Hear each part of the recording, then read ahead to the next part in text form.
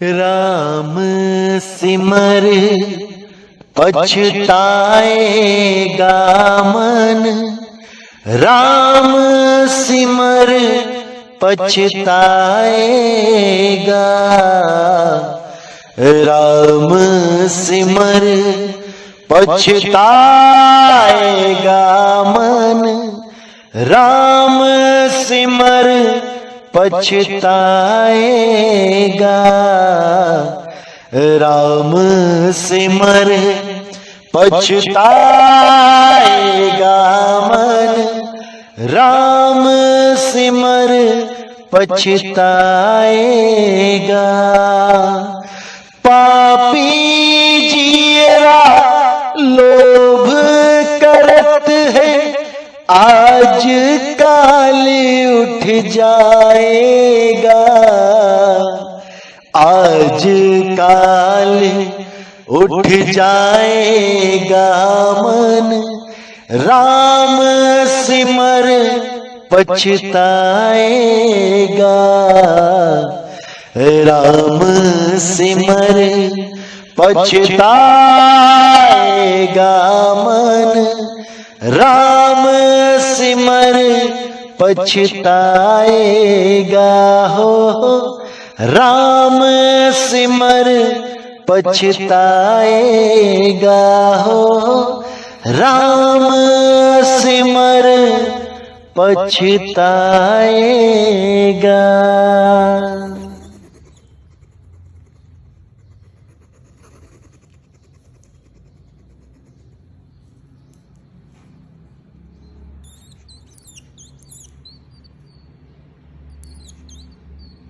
वाणी बहुत प्रकार की जिसका आदि ना अंत, और जो वाणी तेरे काम की ताका कर साधंत। हमारे काम की वाणी क्या है? हमारे काम की वाणी है मूल ज्ञान। पवित्र ज्ञान की वाणी और मूल ज्ञान की वाणी में जमीन आसमान का अंतर होता है।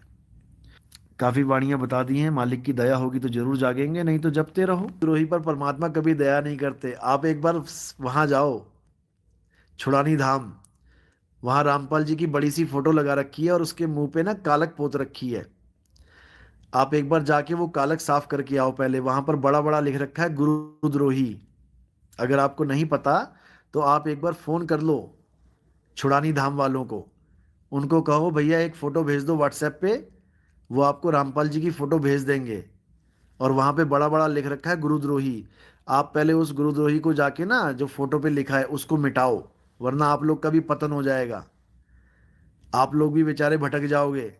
प्यारे मेरे भाई, आपको समझा तो रहे हैं, निज नाम को जानो, तीन गुणों की भक्ति में भूल पड़ा संसार।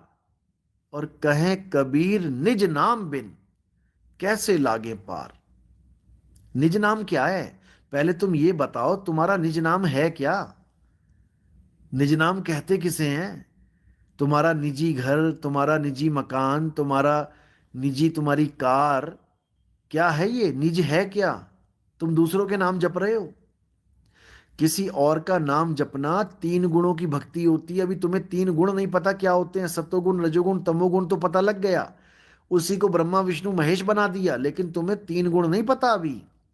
ब्रह्मा विष्णु महेश तो त्रिगुणी हैं, त्रिगुण नहीं है, गुणी है वो। यानी ब्रह्मा जी में रजोगुण ज्यादा है, ब्रह्मा जी रजोगुण नहीं है। विष्णु जी में सतोगुण ज्यादा है, विष्णु जी सतोगुणी नहीं है कि सतोगुण है विष्णु जी। और शंकर जी में तमोगुण ज्यादा है, तमोगुण शंकर जी नहीं है। ये समझ लो पहले। जब विष्णु जी पालन करते हैं तो वो सतोगुण में आ जाते हैं, और जब विष्णु जी संहार करते हैं किसी का, बिना तमोगुण के संहार करके दिखाओ जरा। तमोगुण में ही संहार होता है। अभी तुम्हें तीन गुणों के बारे में नहीं पता। उनके माता पिता कौन हैं? शिशुपाल। वही कहानियां रट रखी हैं, काल भगवान और दुर्गा माता। अभी रास्ता और आगे है मेरे भाई, जल्दबाजी मत करो। आर्यन सतलोक, ओम सोहम जपले वीरू, धर्मदास से कहे कबीरू। इसका मतलब ये नहीं है कि ओम सोहम जपले, इसका मतलब है ओम सोहम को जान ले। ज्ञान गुदड़ी पढ़ो। ओ हम सो हम तत्व विचारा, बंक नाल में किया संभारा। ओम सोहम तत्व विचारा, दोनों प्रकार के तत्वों का विचार करो। क्या है ओम तत्व और क्या है सोहम तत्व, अच्छी तरह समझ लो इसको। ओम को अलग से जान लो। ओम क्या है? ओहम काया मर मर जाए। और सोहम क्या है? सोहम फिर गोता खाए। इन दोनों तत्वों को जान लो, लेकिन अभी तुम्हारे समझ में नहीं आएगा। मोहित दास, गुरुजी गुच्छा टूट टूट कर आ रहा है, चुंबक लगा दिया। आएगा जी आएगा, पूरा गुच्छा आएगा, चिंता मत करो, टूट टूट के नहीं आएगा। अरे भाई संत मेरे प्यारे, संत प्यारे, आप सारे सवाल यहीं पूछ लोगे कि व्हाट्सएप पे भी आओगे? आप व्हाट्सएप पे आओ, आपकी तसल्ली करा दी जाएगी। और जो रामपाल जी ये कहते हैं कि सोहम मंत्र किसी 52 अक्षर के वेद पुराण में नहीं है, आपको सारे पुराणों में दिखाएंगे। हर पुराण में आपको सोहम मंत्र दिखाएंगे, सोहम के बारे में बताएंगे आपको। ये आपको बहुत बड़े जाल में उलझा दिया उन्होंने, इतना बड़ा जाल बुन दिया उन्होंने कि पहले तो वो खुद ही जाल में फंस गए, 52 के जंजाल में फंस गए, और अपने चेलों को भी फंसा दिया। लेकिन आप चिंता ना करें, जब 52 का टूटे डोरा, सहजे छूटे काल झकोरा। एक बार फोन नंबर लिख लो, अच्छे से लिख लो, सब मालिक के बच्चे हैं, अपना भाई समझ के फोन करना। बिल्कुल ये मत सोचना कि मेरे गुरु का विरोधी है, मैं किसी गुरु का विरोधी नहीं हूँ। रामपाल जी महाराज जी को भी शत शत प्रणाम है, जिन्होंने लाखों लोगों को कबीर साहब की वाणी के बारे में बताया, लाखों लोगों को कबीर साहब की वाणी तक पहुंचाया। बहुत अच्छी बात है। कोई किसी का, हम किसी गुरु के विरोधी नहीं हैं। गुरु मेरे सभी बड़े अपनी अपनी ठौर, हर गुरु की एक ठौर होती है, आपके गुरु की भी एक ठौर है, हम उनको भी प्रणाम करते हैं। लेकिन कब तक? जब तक वो ये नहीं कह देते कि 52 अक्षरी ज्ञान अधूरा है। समझे? अगर वो 52 अक्षर को पूर्ण ज्ञान कहेंगे, मंत्र जाप को पूर्ण ज्ञान कहेंगे, तो फिर कटाक्ष होगा, और ज्ञान अज्ञान का कटाक्ष होगा, उनके ऊपर पर्सनल अटैक कोई नहीं होगा। रामपाल जी महाराज क्या करते थे, कैसे करते थे, क्या किया, उससे हमें कोई मतलब नहीं है। हमें केवल ज्ञान और अज्ञान से मतलब है। ज्ञान है तो हम भी अपनाएंगे, क्योंकि हमारा जन्म ही ज्ञान के लिए हुआ है। और ज्ञान नहीं है तो फिर भैया सत्य बताएंगे। ठीक है, चलो कोई बात नहीं। श्री राम जी, नितिन दास जी, आपको किन किन शास्त्रों का ज्ञान है? देखो, सब शास्त्र कहाँ से निकले हैं? जहाँ से निकले हैं ना, हमें उस वस्तु का ज्ञान है। एक साधे सब सधे, और सब साधे सब जाए, और माली सींचे मूल को, ये फूल पात अघाए। हमें सबके पीछे पड़ने की जरूरत नहीं है, हमें उस मूल को पकड़ना है। मूल क्या है उसको जानना है। समझे? ये सारे शास्त्र, ये सारे वेद पुराण गीता भागवत, ये उस एक मूल को समझाने के लिए, उस ज्ञान को समझाने के लिए बनाए गए हैं, ना कि इन सबको पकड़ के बैठ जाने के लिए बनाए गए हैं। समझें? क्या आप 13वें पंथ प्रवर्तक हैं? अगर हैं तो आप किस आधार से हैं, हमें बताओ। अच्छी तरह समझ लो। 12वां पंथ कौन सा है? गरीबदास जी महाराज का है। 12 पंथ होए उजियारा, 13वें पंथ मिटे सकल अंधियारा। कोई भी पंथ किसी दूसरे पंथ से नहीं निकलता है, याद रखना। पहले पंथ का प्रवर्तक दूसरे पंथ के प्रवर्तक को नहीं निकालेगा अपने पंथ से, वो बिल्कुल अलग निकलेगा। याद रखना, पहला अलग, दूसरा अलग, तीसरा अलग, चौथा अलग, पांचवां, छठा, सातवां, आठवां, नौवां, 10वां अलग, 11वां अलग, 12वां अलग। 12 पंथ के अलग अलग प्रवर्तक हैं, और जो 13वां पंथ है उसका प्रवर्तक अलग है। इसलिए हमारा 12वें पंथ से कोई कनेक्शन नहीं है और बाकियों का भी एक दूसरे से कनेक्शन नहीं है। अगर आप 12वें पंथ से किसी गुरु को निकला हुआ समझते हैं 13वां, तो वो 12.1, 12.2, 3, 4, 5 तो हो सकता है, 13 नहीं हो सकता, क्योंकि वर्मा जी के घर में कभी शर्मा जी पैदा ही नहीं हो सकता। इसको समझ लें, वर्मा है तो वर्मा ही पैदा होगा और शर्मा है तो शर्मा ही पैदा होगा। अच्छी तरह समझ लें। परम कुमार गुरु जी, ये लोग यही सवाल पूछते हैं। कोई बात नहीं, सवाल पूछने दो, अच्छी बात है।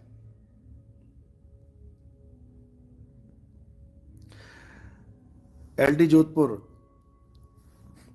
देखिए जी, ये जो सत्य है वो सत्य ही है।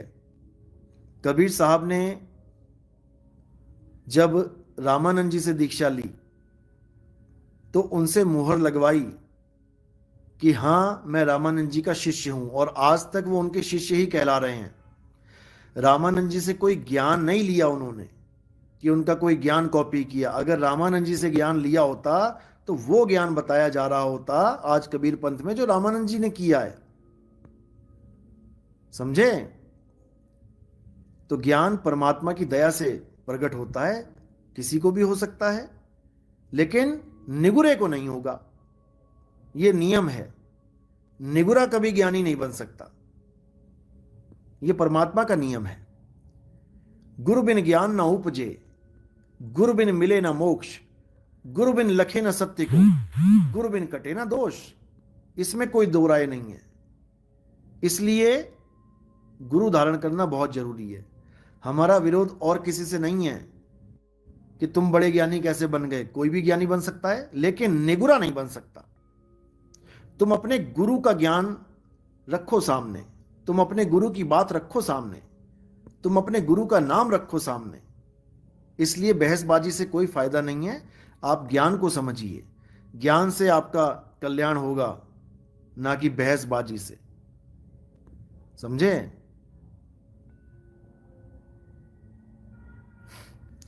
ज्ञान विचार, गुरुजी मदन साहिब का तो गरीबदास जी के पंथ से वास्ता ही नहीं था। इसीलिए तो बोल रहा हूं मैं कि 12 पंथ से कोई वास्ता ही नहीं होगा 13 का। जैसे 1 का 2 से नहीं होगा, 2 का 3 से नहीं होगा। ये सब अलग अलग प्रवर्तक हैं भाई।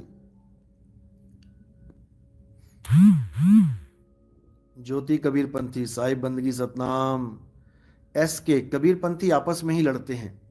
ऐसा नहीं है भाई। आपको जो लड़ाई दिखाई दे रही है ना, असल में वो ज्ञान ज्ञान ज्ञान की लड़ाई है। ज्ञान की लड़ाई क्यों है? क्योंकि कबीर साहब का ज्ञान, जो असली ज्ञान है, वो कुछ अलग ही है। वो अलग ही है। सारे कबीरपंथी असली ज्ञान नहीं दे रहे हैं। ये कोई राम जी कृष्ण जी का पंथ नहीं है कि तूने भी जप लिया हरे राम, मैंने भी जप लिया हरे राम। झगड़ा किस बात का है? ये वो पंथ नहीं है। कबीर पंथ एक ऐसा पंथ है जिसमें सत्य असत्य का निर्णय किया जाता है। सत्य असत्य का करे निबेड़ा और कहें कबीर सुहंस है मेरा। तो यहां पर सत्य और असत्य की जंग होती है। वो सदा सदा से होती आई है। क्या है सत्य, क्या है असत्य, इसको जानना होता है, और कुछ नहीं है। आपको लग रहा है कि कबीरपंथी लड़ रहे हैं, असल में वो सत्य और असत्य की बात कर रहे हैं। वो समझा रहे हैं कि भाई जो तुम पकड़ के बैठे हो वो असत्य है, और जो हम समझा रहे हैं वो सत्य है। वैसा नहीं है कि हर बंदा सत्य ही समझा रहा है। वो तो आप देखो ना, वो आप देखो कि सामने वाला क्या बता रहा है। क्या वो मंत्रों में उलझा रहा है? क्या वो ये कह रहा है कि ये मंत्र जपोगे तो काल भगवान भाग जाएगा? अरे भाई, उसकी दुनिया में तुम रहते हो, उसका दिया तुम खाना खा रहे हो, उसकी दुनिया की तुम सांस ले रहे हो, और तुम्हारे एक मंत्र जपने से वो भाग जाएगा दुनिया छोड़ के? क्या बच्चों वाली बातें कर रहे हो? हद ही कर दी है। तुम अपने मंत्र से, मैंने कहा ना कि गली के कुत्ते को भगा के दिखाओ। जिसको भी लगता है कि किसी मंत्र से बहुत ये भूत भाग सकते हैं, प्रेत भाग सकते हैं, या कोई काल भाग सकता है, तुम एक कुत्ते को भगा के दिखाओ। सारा मंत्र पढ़ लो तुम 10 बार, एक कुत्ता नहीं भागेगा तुम्हारे मंत्र से। मंत्र छोड़ के लाठी पकड़ लो, अब पास भी नहीं आएगा। तो मंत्र बड़ा की लाठी? पहले ये समझ लो। जब तक यही नहीं समझ में आया तब तक आप कुछ नहीं कर सकते, कुछ भी नहीं। तो ये बहुत जरूरी है। देवासी कबीर जी तो राम राम ही जपते थे। नहीं, ये आपकी गलत फहमी है। कबीर साहब ने वाणियों में राम राम बहुत लिखा। क्यों लिखा? क्योंकि राम एक शब्द ऐसा है जो जो हर इंसान को समझना चाहिए। राम के नाम के गुण बहुत हैं। क्या गुण है उसका? उसको हम कहते हैं रमता राम। रमता राम, रमता राम का मतलब होता है जो रम जाए, वही राम है। और वो राम सब में है, हिंदू में भी है, मुसलमान में भी है, सिख में भी, ईसाई में भी है। गुण के आधार पे कबीर साहब ने उस राम का नाम लिया। साहिब ने बोला भी कि कस्तूरी कुंडल वसे और मृग ढूंढे वनमाही, ऐसे रमता राम हैं ये दुनिया जाने नहीं। अब वो रमता राम की बात कर रहे हैं, लेकिन लोगों ने समझ लिया कि वो राम जी की बात कर रहे हैं, तो इसलिए दिक्कत यहां पे आ जाती है। एक ही सवाल बार बार ना पूछें, मैंने बता दिया इसको। थोड़ा इंटेलिजेंट होने का प्रमाण दें।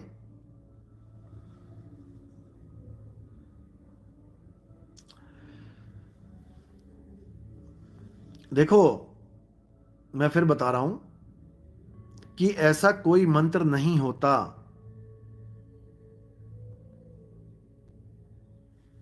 अच्छी तरह समझ लो। अगर ऐसा कोई मंत्र होता तो इन पॉलिटिशियंस के ऊपर क्यों नहीं मंत्र चलते हैं? टारगेट सतलोक, उनके सवालों के जवाब दे दिए हैं, इसलिए वो बार बार एक ही सवाल पूछ रहे हैं। इसलिए यहां पर आप लोग के सवालों के जवाब देने के लिए नहीं बैठा हूं मैं। जो मैंने जवाब दे दिया उसको अच्छी तरह समझ लो। सतनाम, सतज्ञान, सत्य पूजा पाठ।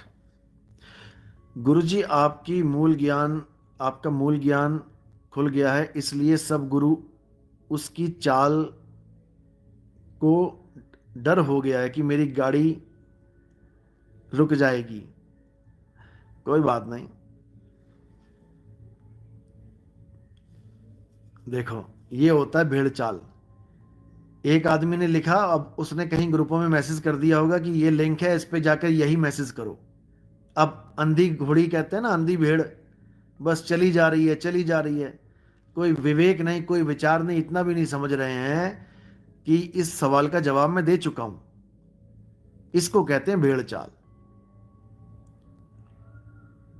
देखा, नए नए दास आ गए। ये नाम के दास हैं केवल, ये काम के दास नहीं है। एसके, आप नामदान की विधि क्या है बताएं प्लीज। नामदान की विधि समझ लो अच्छी तरह। कबीर साहब क्या कहते हैं? कबीर साहब कहते हैं, प्रथमे शिष्य होवन जो आई, ताको पान देओ तुम भाई। यानी पहली बार अगर कोई शिष्य बनने आता है तो उसको चरणामृत का पान दो। पान का मतलब होता है पेय पदार्थ। जैसे पेय पदार्थ हो गया, या कोई खाने पीने की, हम कहते हैं ना खान पान, उसका खान पान कैसा है।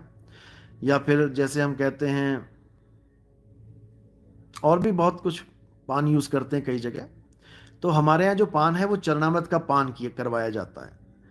और अज्ञानियों ने पान क्या बना दिया? वो दुकान पे बिकने वाला, वो पत्ते वाला पान। कबीर साहब ने बाणी भी रखी है अज्ञानियों के लिए, वो नहीं दिखाएंगे वो कभी। कबीर साहब ने वाणी रखी है, एक पान है जगत का जो हाटे हाट बिकाए, और एक पान सतगुरु का जो सत्य लोक ले जाए। तो एक पान है हरे पत्ते का जो हाटे हाट बिकता है, उस पान से किसी का कल्याण नहीं होगा, धक्के खाने पड़ेंगे उस पान के चक्कर में। और एक है सतगुरु का चरणामृत, जो मन को झुकाता है और सत्य के साथ जुड़ने में मदद करता है।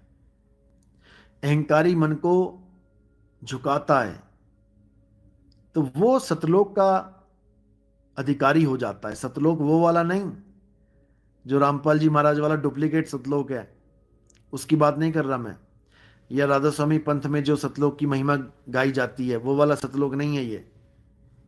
सतलोक का मतलब है तुम्हारा सत्य स्वरूप। इस काया को छोड़ के तुम अपने स्वरूप में स्थित हो जाते हो, वही सत्य है, उसी को समझो।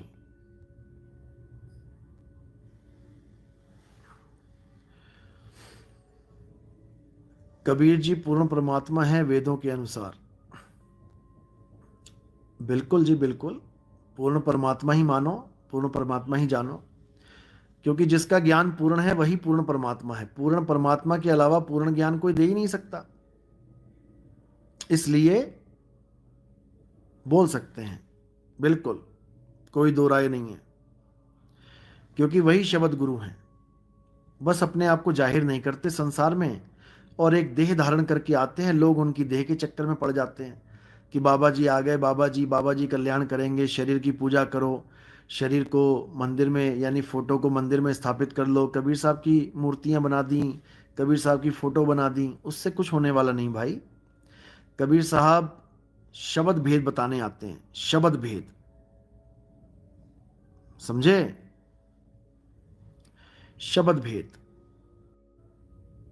यानी शब्द शब्द सब कोई कहे वह तो शब्द विदेह, और जीवा पे आवे नहीं निरख परख कर ले, उसको जानना पड़ेगा। श्री राम, कबीर साहिब जी का जन्म हुआ था या अवतार थे? कबीर साहब कभी जन्म नहीं लेते भाई। कबीर साहब कभी माँ के गर्भ में नहीं आते, माँ बाप के मिलन से नहीं आते। ना हम लीना गर्भ बसेरा बालक होए दिखलाया संतों अविगत से चला आया।